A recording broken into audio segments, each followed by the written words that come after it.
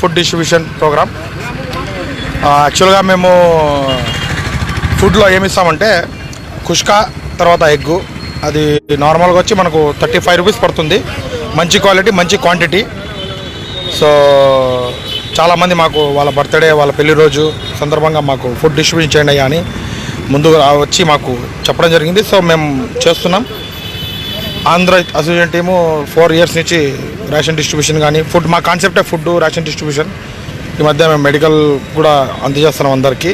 So Andhra association team Kadapa మాకు support చేయండి. మేము ఇంకా చాలా ప్రోగ్రామ్స్ చేయాలనుకుంటున్నాము ఇన్ ఫ్యూచర్లో.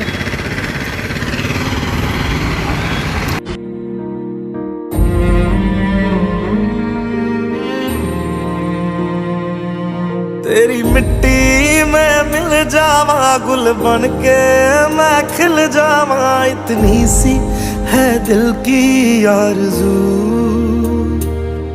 तेरी नदियों में बह जावा, तेरे खेतों में लहरावा, इतनी सी है दिल की आरज़ू।